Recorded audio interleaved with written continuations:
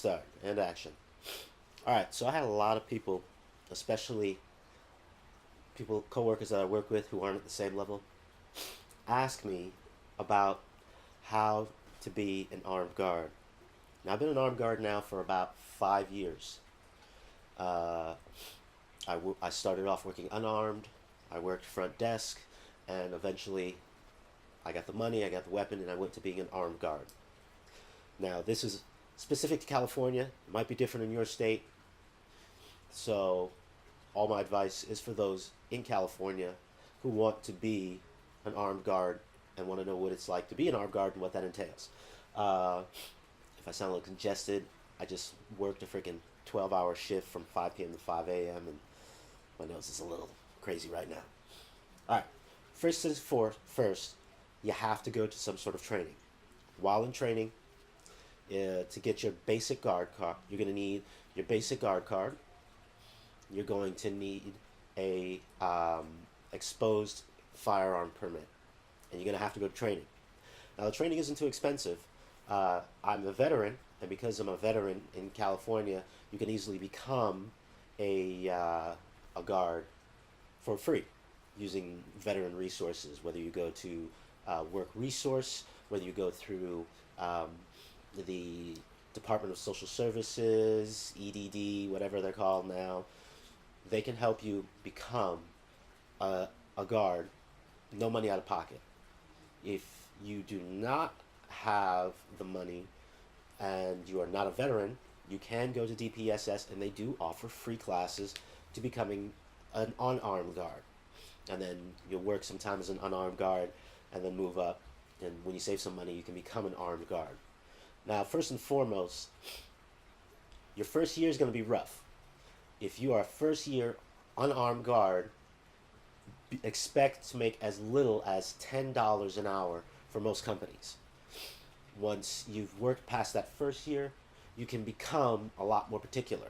Now, you have that at least most companies will require a minimum of 1 year of security experience in order to become an armed guard or even work as an unarmed guard for some places. So just be ready for that. You're going to be making 11, $12 an hour as an unarmed guard. Your first year, it's going to be hard to make anything more than that. After that first year, it's just like being an EMT, being a fireman.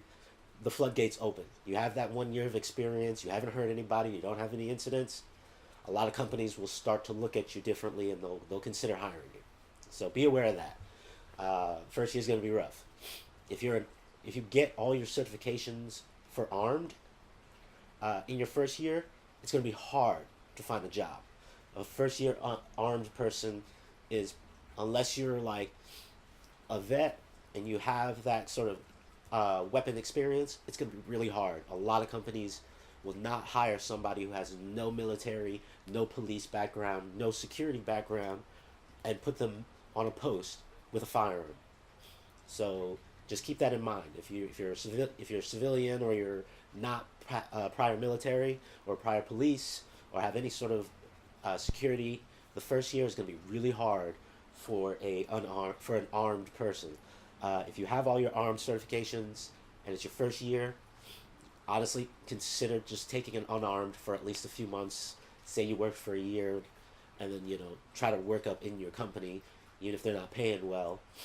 Now, if you are an armed person and you're within your first year of being armed, but you have at least a year of unarmed behind you, on average, some companies will spend as little as $13 an hour in California. It might be different in your state. In California, on average, a first year armed person, armed guard, can make as little as $13 an hour. I personally don't work for anything less than 15 an hour, but I've had plenty of gigs that they tried to offer me 14 and I just said no. I've been working for a while. I'm not going to work for 14 an hour. I don't even look at anything that's less than 15 an hour, and it's not unreasonable. There are companies out there, like if you work for ADT, if you work for Brinks, you work for any of these Loomis, any of these major armed companies, they will pay you starting at 15, sometimes even 16 an hour, and go up from there. If you work for a major company like if you are Newt and you have at least 1 year experience, consider going sheriffs. The sheriff security is a armed position. You got to have a good driving record. You got to have at least 1 year of armed or unarmed security behind you, and you have to complete the sheriff department security academy. Not a huge deal, you know. Uh, Now, first and foremost, no matter what you do, you're not going to become armed if you have any sort of felonies or any sort of violent misdemeanors. So if you have any of those two, forget it. You're never going to become a guard. You're definitely never going to become an armed guard. If you can uh, go to a store and buy a firearm legally, you can be an armed guard. You know, the training's not that hard. I spent pretty much 4 days to take care of everything. It was 1 day for guard card, 1 day for pepper spray and baton, which is a good thing to have. A lot of companies won't look at you if you don't have pepper spray and baton. Uh, you can get taser if you want taser. Some companies they want to be like a police force, and if you don't have, and they want you to have taser. But a lot of companies don't really worry about tasers, so I wouldn't kill myself worrying about it. And then you're looking at typically, so I guess it's, yeah. So and then you can do taser and other stuff on the same day as pepper spray, baton, uh, and then you're going to look at 2 days for firearms. First day is going to be classroom. The second day is going to actually be practice and range, and you're going to have to basically have a minimum shooting requirement. It's not that big a deal. You have a giant, you have a picture of a person, and you got to basically keep it within the neckline and within the sides of the shoulder and down. It's not that hard. Trust me. I'd seen people on the range who fucking hit other parts of the range with like 2 or 3 shots, and then they were able to get it in. My training, it basically did some rapid fire where you had to shoot 6 rounds, and then you had to shoot 3 rounds, unload, reload, shoot 3 rounds in rapid succession. You had to do 2 rounds, unload, reload, 2 rounds in rapid succession. You have to do kneeling. You have to do one with right. You have to do 3 with right hand, 3 with left hand in rapid succession. It's not that big a deal. If you spend 2 seconds on the range with any weapon, you'll be fine. Uh, if you want to work, another thing that a lot of companies require is if you're going to work for a lot of companies, whether it be Loomis, whether it be Brinks, whether it be ADT, whether it be just your average patrol or even standing post, most companies want 2 calibers. They want 9mm and they want 40 Smith and Wesson. So get those. Uh, Typically, 1 caliber is included with your exposed firearm permit, and you're gonna have to spend in California an extra $20 to get any additional um, caliber added to it. You cannot carry a gun in California that is not certified for that caliber. You're gonna have to do those shootings with 9mm and then 9mm, and then you're gonna have to do those shootings with the additional caliber. Get 40 and get 9mm. If you want to work for any of the major companies, G4S, Loomis, any of those big companies, they are going to want you to have 9mm and 40. I can tell you right now, Brinks and Loomis all carry 40mm, 40 Smith and Wesson. So if you don't have a 40 Smith and Wesson, get one. Buy one, get the caliber added. 9mm, some companies require, but honestly, every company wants 40mm or 40 Smith and Wesson because it is the police standard. A lot of police departments carry 40 because of the stopping power and just the grunt of the bullet. So a lot of security companies, they require 40 Smith and Wesson, and some of them will require 9. But all the ones that I've worked with, I've subcontracted through, they all wanted 40 Smith and Wesson. Don't waste your time with any other calibers. Don't get 45. Don't get 38. Don't waste your time. Get 9mm and 40 Smith and Wesson, and you'll be good. You'll be a prime candidate for a lot of companies. So the entire process cost me it didn't really cost me anything because I'm a vet, but if you're looking to do it out of pocket, expect to spend around $600, especially once you start adding calibers, getting all the stuff. And then if you don't own a firearm, a lot of companies want you to have your own firearm. If you want to work for a dispensary, you gotta have your own firearm. You want to work for patrol for most companies, you have to have your own firearm. There are some companies such as Brinks and Loomis, the money and jewelry transfer companies that will issue you a weapon, but again, it'll be a 40 millimeter. It'll be their weapon. They don't always have the best weapons. I think Loomis uses a lot, or Brinks uses a lot of the SIG XD 40 millimeters, and I think Loomis uses some of the older Smith and Wesson 40 millimeters, and then they're moving to the I think the SIG CM 40 millimeters or CM9s. Have your own. If you have a 40, and no matter what company you go to, whether they issue one or not, if you have your own weapon, they will let you keep your own weapon because you're comfortable, you have the gear, and it'll work for you. Now, with that said, you know, a good everyday carry weapon, you know, I use a Glock 23. So this is my duty belt right here. This is my everyday carry. You know, whether I'm working at an apartment building, whether I'm working transporting jewelry, this is what I wear. So I got this belt at off Amazon for like $30. You know, it's got the Velcro adjustable. It's pretty easy to wear. It's pretty comfortable. You know, it's not one of those fancy leather ones, but it does the job. Now, what I keep on my belt is really simple. I have pepper spray, and I just got pepper spray from any. All right, so it got cut off there, so I started to get. I'll continue on. So I use what's called. So I keep pepper spray in the front. If you're going to carry a firearm, a lot of companies require a level 2 lock. So if you have one of those holsters where it just slides out, they're not going to accept it. A lot of them require some sort of lock. That way it's harder for people to just take it out. You know, whether it be a strap or a buckle that has to be unlocked, it has to have at least some sort of locking mechanism that makes it hard for people to take it out. I use the button release here, so as you can see, it just doesn't want to come out, and I use the button release where you have to push it and pulls out, and it snaps in. You know, when I'm doing jewelry transport, or you know, there are a lot of times in which I'm lifting heavy things and I'm moving around a lot. I like having this lock, and I don't like having the button because it's just easier for me to put my hand in that comfortable position and pull it out real quick. So be aware of that. I used to wear, because I also have handcuffs, and I carry handcuff keys, and then I carry 2 extra clips. So if you don't have 2 extra clips, buy them. You're going to need them. Every company I've worked for has required that you have at least 2 extra clips, and they're loaded, you know, because I just had work yesterday and I keep them loaded. So buy 2 extra clips. If you don't have them, get them. You know, there are tons of different duty belts you can get that'll make it easy for you to work with. I keep mine's pretty snug around my waist.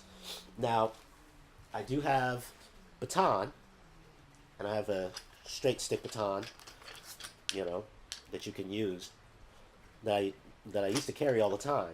But then I started doing a lot more high-profile stuff, like high-value jewelry and money transfers, or transport, and I realized if I'm going to be doing that kind of stuff, if it's just some vagrant who wants to get in my face, I'm going to pepper spray him. I'm not going to beat him with a baton. If it's somebody who's seriously intended on getting that jewelry from me, I'm not going to waste my time with a baton. So it's just one extra thing that you don't want, you know. So just keep that in mind. Your most powerful tool is going to be your verbal command. It's going to be the ability to tell somebody if they're getting in your way by mistake, literally, that they need to back off because you feel threatened. And trust me, there is no bigger deterrent than yourself being armed. You're not going to break out a baton when you're holding jewelry and start beating somebody up. So if you're working in a building and you have the feeling that you might need to break something, have a baton. But if you're doing serious armed work, don't waste your time with a baton. Get the certification because most companies require it, but most of the companies I've worked with, they have me wear what's called a light duty belt. So basically, weapon, bullets, handcuffs, pepper spray, that's it. They don't require you to wear anything more than that. So that's what I keep. Now, as far as types of jobs, you're going to have two mindsets when it comes to working an armed gig. You have a lot of people who they want to be cops. That's the mindset. They want to be in dangerous neighborhoods. They want to be patrolling the streets. They want to be dealing with vagrants and fights on a regular. These types of people I've met plenty of, and they get jobs in a lot of different places. I've met people who are armed and they love working at strip clubs. They love working at dispensaries. They love working in field patrol for dangerous neighborhoods. And there are cities, there are complexes that just have a lot of vagrancy and they have a lot of gang members, and they want armed people to patrol. And you're going to come across some sort of confrontation one time or another, whether it be a verbal confrontation, whether it be having to call the police. Just yesterday, we were working on a film set, and I was armed guarding the film set, and we had to call the police twice from one person who literally came up and were running tons of cables, and somebody just came and just shit on the cables and started pissing all over the place, which is craziness. And then we had one where we had a guy who was just saw all the parked cars and vehicles and just started going through trying to see if he could steal stuff. So, you're first and foremost, always call the police, no matter what you do. If you're going to confront somebody, you see something them doing illegal, you see they're going to try and do something illegal, call the police first and foremost, and then engage them if you feel safe enough to do so. But again, you're not a cop. You are an armed guard, and your first and foremost responsibility is to protect the people with your armed weapon that may be in harm's way of death or great bodily injury. If somebody's going to break into a car, you shouldn't be pulling guns on them. You want to warn them. You want to say something as simple as, "Hey, what are you doing over there?" Flash a light. That right there is more than enough to deter an opportunistic criminal. So just be aware of that. So then there are a lot of people who just want the easy gigs. There are tons of easy gigs, and they're going to be offered it a million times over. Easy gigs are you're sitting in front of an apartment building and you're in your car, or you're sitting at a front desk for a company that has a lot of assets that can be stolen. I've done this my first year of security, actually almost 2 years of security. I spent working at a front desk for a place that had a lot of server rooms, and they just, because they had a lot of expensive stuff, they wanted armed guards. And I spent the majority of my time sitting in a chair, watching monitors. Once in a while, I was required to rove around at night, and that was it. So you're going to have a lot of those positions. There are exceptions to the rules, where if you work for a company like G4S, they have a lot of bank stuff where you might be standing out in front of a bank. That's high profile. But it's yet extremely tedious and boring. So just be aware of that. They also have contracts for prisoner transport. You may be armed, you may not be armed, but it's very high profile. You're gonna be dealing with very sketchy individuals in your day-to-day life. I did a lot of subcontracting through my company for Loomis and Brinks, and we would transport a lot of jewelry in like downtown LA or some crazy jewelry district, and we're literally just a pack of armed dudes pushing giant boxes of whatever in the middle of downtown streets, surrounded by bums. We're surrounded by numerous cars, surrounded by tons of people. So it can be a little scary. You have your hands full. Just be aware of that. So if you're going to get into it, definitely do research on the kind of job that you want. Do you want to be surrounded by a lot of people? Or you want to sit around and just reap the benefits of the extra money of having an armed weapon? But one main rule that I've been told day in, day out, if you carry a gun, you should wear a vest. You can get a vest, as cheap as $300, $400. I recommend getting a level 3A vest. It'll stop most calibers. You can go with a 2 if you feel confident enough, but it will not stop most heavier calibers. Get a 3A. You can get them as cheap as $400 from Galls, from online. So if you guys have any questions, just let me know. It's a good job. I typically work on call. I don't like to work in full time at one post where I'm just sitting around. I like to move around. I like to rove a lot. I like doing vehicle patrol, and that's what I like to do. Your preferences may be different, so just remember, you got to have your guard card. You got to have your exposed firearm permit. If you really want to be competitive and you want to work for any company, they're going to require baton and pepper spray, uh, and they're going to want a clean background. So if you have a felony, you're never going to become a guard. If you have a felony, you're never going to own a gun. So it's the same thing. And as far as getting time frame, it took me maybe about a little over a month and a half to get my guard card once I passed the test and submitted it. So uh, if you really want to get into it, it's going to take at least a month and a half to as hot. It can take as long as 2 months to get clear. So if you guys have any questions, feel free to email me through YouTube, Otaku Phil, and I'll talk to you guys later.